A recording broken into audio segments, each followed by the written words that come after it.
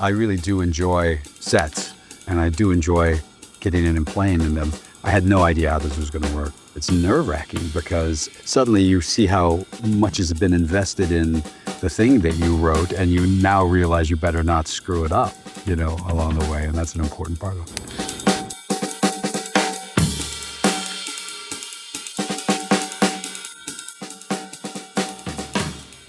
Hello, AD. I'm Ilana Glazer. And I'm Scott Pask. Welcome to our Broadway show.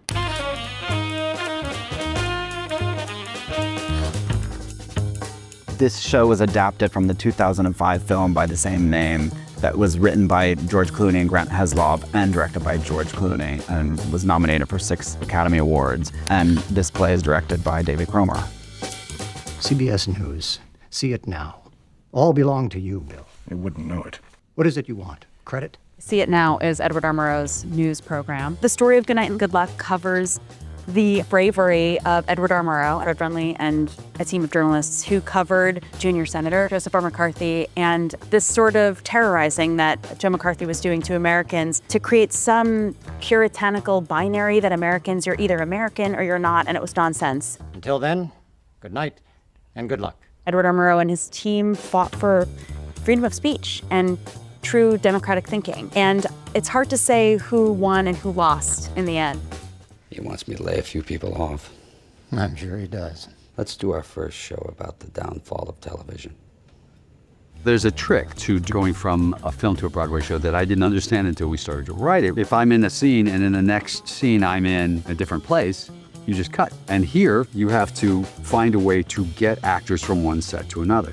Some of the interstitial pieces that we used are, we have a band up on top and we use that musically to get people from one set to another. And this is sort of the beauty of it. And I think if you see these cuts in the floor, all of these pieces of equipment come in and out and move in and out and slowly float. When we wrote the play and they said we'd be at the Winter Garden, which is a huge theater, we believed that we needed it for the space, but we didn't know how we were going to make it work. There is an elaborate model that I presented at the first rehearsal, and all of these pieces are built for scale, but then when it gets to something where it's so intricate that building this in real scale and having it in the room became essential for all of that to be able to translate what that work was in the room on stage. Scott came up with this beautiful plan to make it Grand Central Station in the back and to have this walkway here and put the band up on the top. When I was a kid, my Aunt Rosemary used to sing at CBS, and so that's why it was sort of a tribute to her singing there.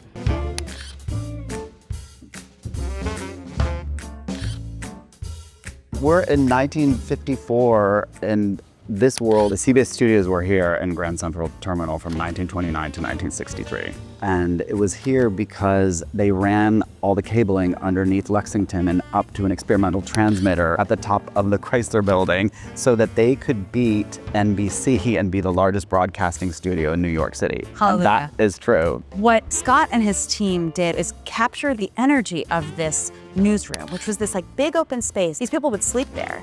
There were rats running around and they would throw their apple cores. And you feel the nervousness, you feel the kinetic energy of this team bouncing off each other, the messiness as we sort of almost run into each other and run the other way, and sort of the agitation of doing something brave in this space. I hope that that energy and the inspiration of how hard we're trying to give people a meaningful experience stays with them for their own fight and standing up for freedom of speech.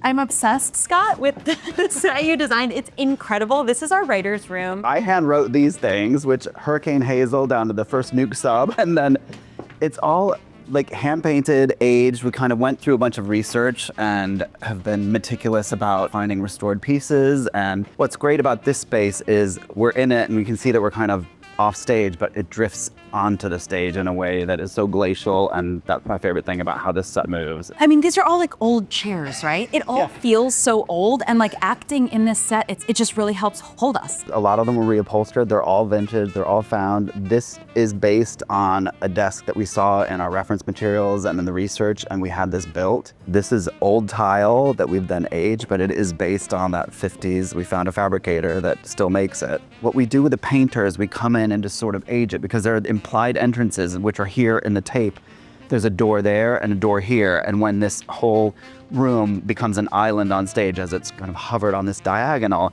so that we're still maintaining the integrity of the architecture of the space and respecting that entrance, and it's not just everybody kind of walking off of a deck. Stacking the recording studio above the writer's room was important, but then making it have architectural sense was important, and the continuity of those spaces. So there's this pilaster here that then continues upstairs. So when this pulls away, it doesn't feel like these indistinct spaces. They're connected to each other. This is the editing station of the historical figure Millie Lerner, played by Jenny Morris. And Ilana has some amazing scenes here. It's all authentic, and these are the actual editing equipment pieces, and this is the drying rack for the celluloid, and this is a real editing viewing station, so it was all kind of assembled. We've even got measuring tape for her to be able to clip out her segments. So do you know that women were initially editors because it was likened to sewing? And then men started like taking over the department in the industry. And then women fought their way to get back in there. But this is when it was like sewing, and like Jenny does, this is like a film clipper where you like set it in its track, you clip it. And you would like literally, before digital was an option, would like literally splice the film together for editing. So Jenny's doing this every night.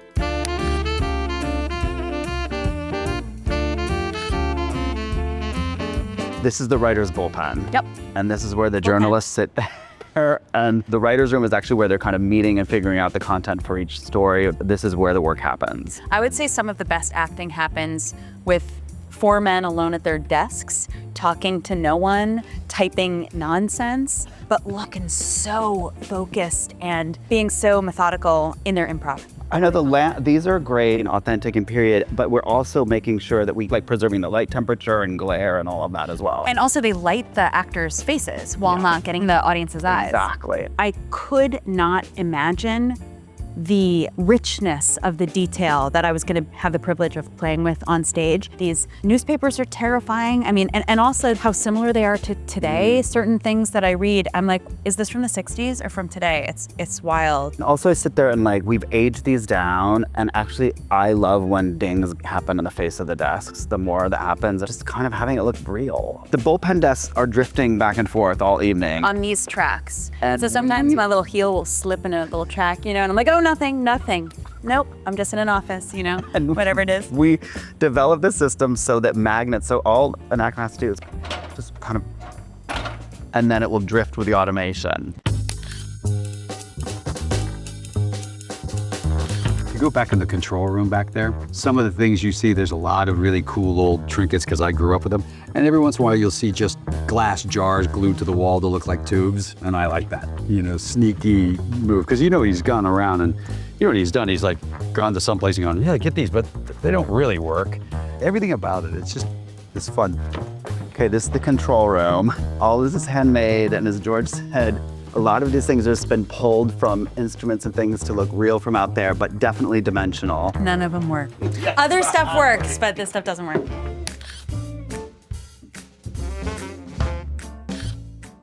A phenomenal part of this play is that we have a semi-working TV studio where this camera actually works and films George as Edward R. Murrow. We're filming it and it's being projected on a giant screen and a dozen small screens, so it has to look good. And our own crew, they're doing push-ins and swivels and moving this camera and this light to actually film George in the broadcast that we broadcast out to the theater. And we have 6 monitors on stage that also broadcast, that we watch as the writers and producers in the control room. This is fun. Oh, you can't lift it, but just like cigarettes everywhere is so funny and such a like Yeah, these it's a jokes. smoking show. It's a smoking show. People are like chain smoking herbal tea.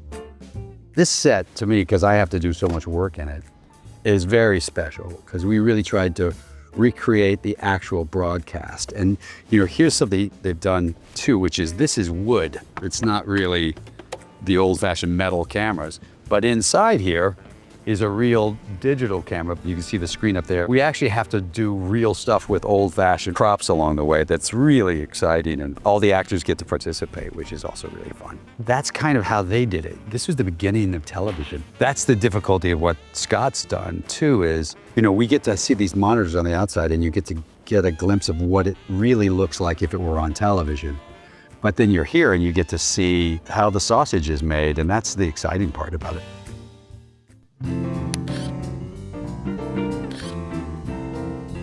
So this is our second smaller set for Don Hollenbeck, the local New York news guy played by Clark Gregg.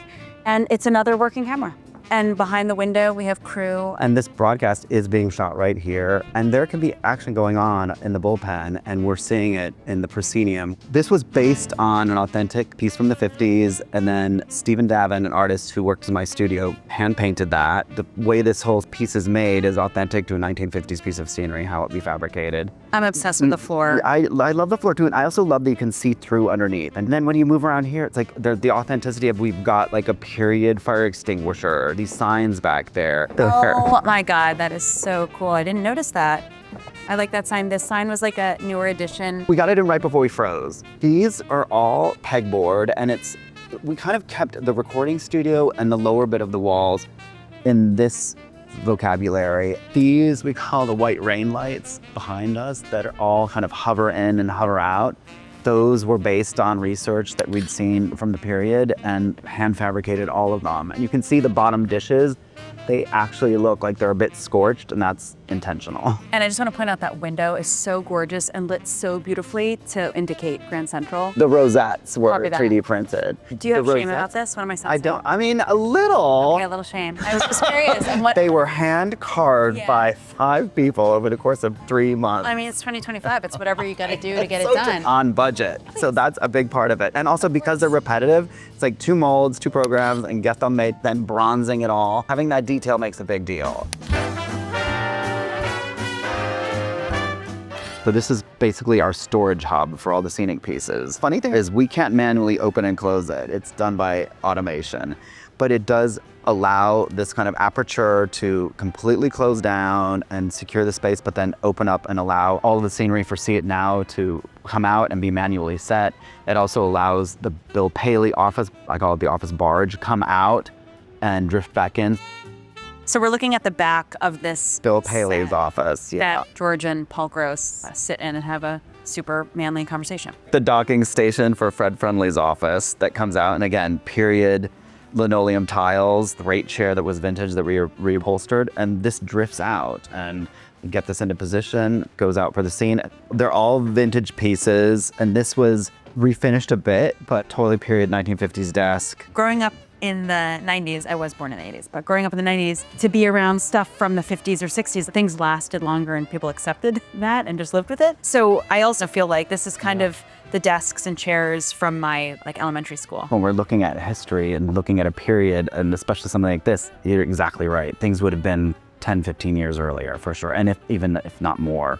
Like this floor has been around in this space since 1929. Wow. Because then we're in the space where we're currently, our time period is 1954.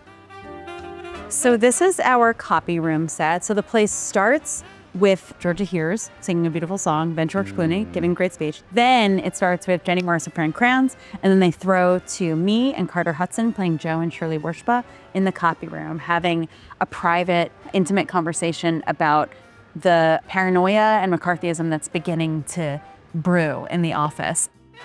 This is a nice thing, and Scott's the one who said this. Everyone who comes here to the play gets a free car from Scott, and I think that's where is he? That's such a nice thing to do. That's what a generous gift from me, Scott. Our hope is that it's an entertainment, right? It's a little bit of a wash for people who felt a little lost right now. And that's okay. People take with it what they want, but what we like is the argument of speaking truth to power, which I think is never a bad thing to talk about and never a bad thing to embrace and to praise. This isn't a history lesson and it's not a civics lesson, it's actually an entertainment, and that's what Scott's done so beautifully. The idea of presenting a space within this beautiful building, when we're discussing the idea of truth and reporting, there's no theatrical distortion. It is the reality of presenting an honest space.